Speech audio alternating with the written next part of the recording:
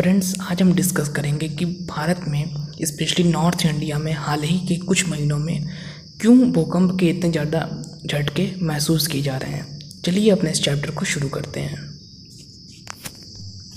Friends, यहाँ पर आप देख रहे हैं कि दिखाया जा रहा है ऊपर से यूरेशियन प्लेट और इधर से इंडियन प्लेट, दोनों में आपस में टकराहट हो रही है। और यहाँ पर दिखाया गया है कि आप देखें, India land mass 50 million years को, मतलब 50 मिलियन वर्ष पहले इंडिया का जो लैंड मास है वो कहाँ पर था और अब वो कहाँ पर आ चुका है। मतलब आप समझिए कि 50 मिलियन वर्ष पहले इक्वेटर के बहुत बड़ा इंडिया का हिस्सा इक्वेटर के नीचे था, लेकिन अब आप देख रहे हैं इंडिया की वर्तमान स्थिति। और उधर से यूरेशियन प्लेट भी आ रही है। मैंने बिल्कुल बहुत ही सही फिगर आपके लिए चूज़ किया है, इससे आपका कॉन्सेप्ट बहुत अच्छे से क्लियर होगा कि किस प्रकार से दोनों प्लेट्स में टकराहट हो रही हैं। और बेसिकली जो रीज़न है अर्थक्वेक का, जो कि आप देख रहे हैं कि रिसेंटली 5-6 महीने के अंदर बहुत सारे भूकंप के झटके महसूस किए गए हैं इस एरिया में, नॉर्थ इंडिया में स्पेशली। और अभी हाल ही में जब ये मैं वीडियो रिकॉर्ड कर रहा हूँ 3 जून 2020 को, तो अभी मई का जो अंतिम वाला वीक था 29 मई के आसपास, 30 मई, 28 मई, इन डेट्स के अगर हम इन डेट्स की बात करें तो इस समय 29 मई को भी बहुत एक 4.5 की तीव्रता का एक अर्थक्वेक महसूस किया गया दिल्ली में। और उसके पहले भी मई के महीने में कई बार भूकंप के झटके दिल्ली में महसूस किए गए। अभी आगे हम देखेंगे कि कब कब ये भूकंप के झटके महसूस किए मैं आपको बस एक हिंट दे रहा हूँ यहाँ पे कि अभी हाल ही में कुछ महीनों से, और स्पेशली मई का जो महीना है, इसमें कई बार ऐसी स्थितियाँ हमें देखने को मिली कि भूकंप के झटके हमारे नॉर्थ इंडिया में, पंजाब में, हरियाणा का जो एरिया है और दिल्ली में इस प्रकार के झटके महसूस किए गए हैं। तो बेसिकली इसका जो सबसे बड़ा रीज़न है वो यही है कि आपकी जो इंडियन प्लेट है, इंडियन प्लेट एक ओशनिक प्लेट है और ये ऊपर की ओर जा रही है, मतलब नॉर्थ की ओर जा रही है। और जो हम लोगों की यूरेशियन प्लेट है वो इधर की ओर आ रही है, मतलब दोनों में आपस में टकराहट हो रही है। और होगा क्या, इंडियन प्लेट एक ओशनिक प्लेट है और ये भारी है और इसका सबडक्शन होगा, ये नीचे की ओर जाएगी। और वहीं पर जो यूरेशियन प्लेट है वो हल्की प्लेट है, और जब ये नीचे की ओर जाएगी हमारी इंडियन प्लेट, अभी हम आगे उस चीज़ को भी देखेंगे, तो इस स्थिति में रगड़ उत्पन्न होगी, घर्षण उत्पन्न होगा और इसके कारण यहाँ पर भूकंप की स्थिति हमें देखने को मिलती है। फ्रेंड्स, जब हम लोग प्लेट टेक्टोनिक थ्योरी पढ़ेंगे तो वहाँ पर हम काफ़ी डिटेल में इस पर बात करेंगे, लेकिन यहाँ पर मैं आपको बस कुछ बेसिक कॉन्सेप्ट्स यहाँ पर आपके क्लियर कर रहा हूँ कि बेसिकली जो भूकंप का कारण यहाँ पर है वो क्या है। अब यहाँ पर आइए हम लोग देखते हैं कि अभी हाल ही में 29 मई को जो भूकंप का झटका महसूस किया गया, ये आप देख रहे हैं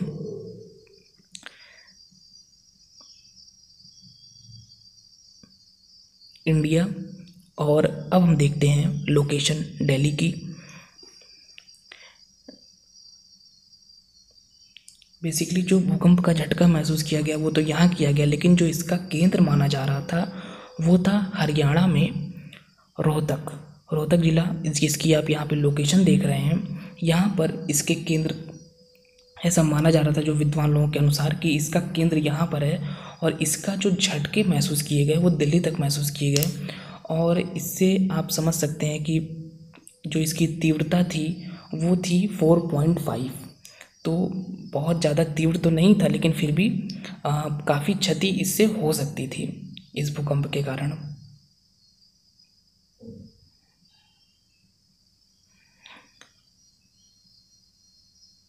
और ये वो प्रक्रिया है जिसके कारण ये पूरा भूकंप की जो हमें स्थिति देखने को मिल रही है। आप देख रहे हैं कि दोनों प्लेट्स में टकराहट हो रही है और इधर से एक साइड इंडियन प्लेट को दिखाया गया है, एक साइड यूरेशियन प्लेट को यहाँ पे दिखाया गया है। और ये मैंने छोटा सा एक मॉडल बनाया है जिससे आपका कॉन्सेप्ट और अच्छे से क्लियर हो जाए। एक ए का मतलब है, जहाँ पर मैंने ए लिखा है ये है हमारी इंडियन प्लेट, और जो बी लिखा है ये है हमारी यूरेशियन प्लेट। हो क्या रहा है, जो हमारी इंडियन प्लेट है वो काफ़ी हैवी है और वो जा रही है नीचे, उसका सबडक्शन हो रहा है। इसको आप ध्यान से समझिए, सिर्फ आपको समझाने के लिए मैंने बनाया है। और जब ये इंडियन प्लेट नीचे जाएगी तो एक एरिया में जाने के पश्चात इसमें मेल्टिंग होगी और यहाँ से मैग्मा बनेगा एस्थेनोस्फीयर में। वहाँ से, और ये ऊपर की ओर उठेगा। मैंने रेड कलर से इसको दिखाया हुआ है। अब कभी कभी कुछ लोग प्रश्न पूछते हैं कि यद्यपि मैग्मा तो बनता होगा, क्योंकि इंडियन प्लेट नीचे जा रही है तो मेल्ट तो होती ही होगी, ऐसा तो है नहीं कि इंडियन प्लेट मेल्ट नहीं होगी, पिघलेगी नहीं, लेकिन फिर भी हिमालय के क्षेत्र में हमें ज्वालामुखी क्यों नहीं देखने को मिलते हैं? तो उसका सबसे बड़ा रीज़न ये है कि हिमालय की जो लेयर है, हिमालय इतना एक विशाल पर्वत है, इतना मतलब कह सकते हैं कि हिमालय की स्थिति होने के कारण जो ज्वालामुखी का उद्गार है वो नहीं हो पाता है। हिमालय उस उद्गार को रोक देता है, क्योंकि हिमालय होने के कारण एक थिक लेयर वहाँ पे हो गई है। हिमालय की थिक लेयर की उपस्थिति के कारण ज्वालामुखी का उद्गार नहीं हो पाता, ठीक है।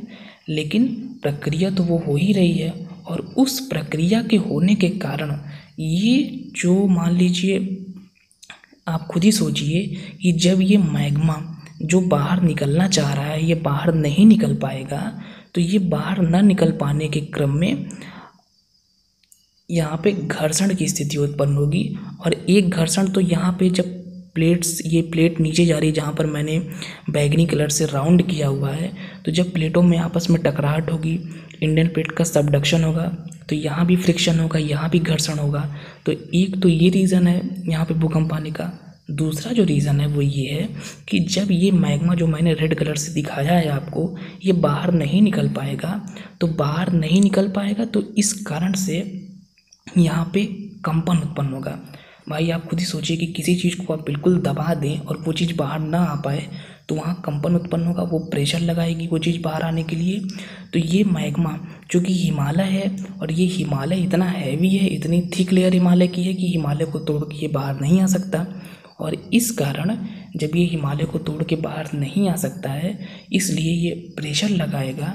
और यहाँ पर भूकंप का जो एक और रीज़न, ये सबसे बड़ा रीज़न है, बहुत ही इंपॉर्टेंट रीज़न है, बहुत सारी बुक्स में ये रीज़न आपको नहीं बताया जाएगा, लेकिन हम यहाँ पे आपको बता रहे हैं कि एक रीज़न जो आपको कॉमन मिलेगा, बहुत सारे लोग आपको बताएंगे, जो यहाँ पर मैंने बैगनी कलर से राउंड किया हुआ है। यहाँ पे घर्षण हो रहा है क्योंकि एक प्लेट नीचे जा रही है और यहाँ भूकंप वाली स्थिति आएगी, क्योंकि यहाँ फ्रिक्शन हो रहा है प्लेट्स में, और जो हैवी प्लेट है वो नीचे जा रही है। लेकिन जब फिर से मैं बता दूं कि जब ये इंडियन प्लेट मेल्ट हो जाएगी, ये मैग्मा ऊपर निकलना चाहेगा, तो यहाँ पे तो हिमालय की स्थिति है, और हिमालय को तोड़ के ये बाहर आ नहीं सकता, क्योंकि हिमालय की जो लेयर है वो बहुत मोटी है, हिमालय को तोड़ के बाहर आना बहुत मुश्किल है, ऐसा असंभव है। तो इस कारण से इस मैग्मा को बाहर आने के लिए स्थान नहीं मिलेगा, और ये कंपन उत्पन्न करेगा, ये प्रेशर उत्पन्न करेगा। और इस स्थिति में भी जो हमारा नॉर्थ इंडिया का इलाका है, वहाँ पे जो भूकंप हैं आ रहे हैं रिसेंटली बहुत सारे, उसका बहुत बड़ा रीज़न है ये हमारा जो मैंने मैग्मा वाली बात आपको बताई।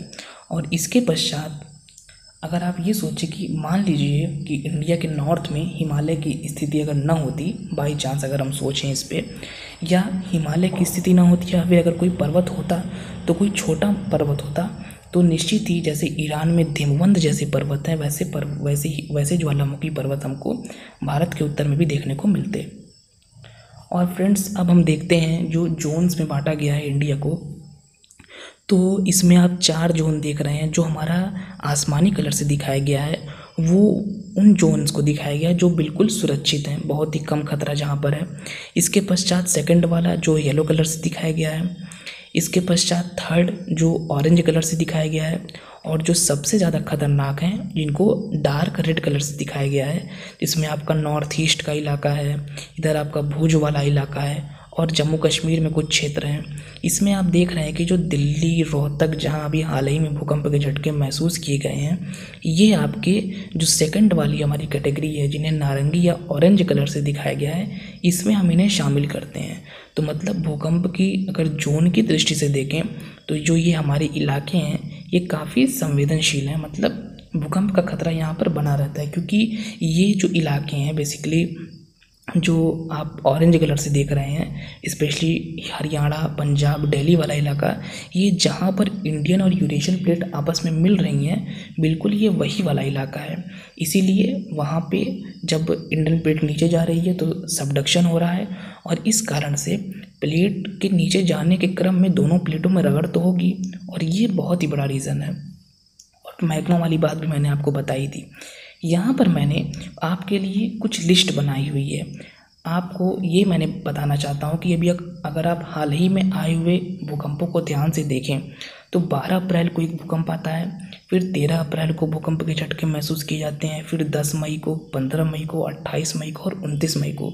आप देख रहे हैं कि अप्रैल से मई के बीच में टोटल 6 झटके महसूस किए जा चुके हैं, जिसमें कि अभी हाल ही में 29 मई को जो भूकंप का झटका महसूस किया गया, इसकी जो तीव्रता थी ये 4.5 थी, जो कि काफ़ी तीव्र था। इसकी मतलब कह सकते हैं कि क्षति हो सकती थी, हालांकि बहुत ज़्यादा क्षति नहीं हुई, लेकिन 4.5 की तीव्रता बहुत कम नहीं होती।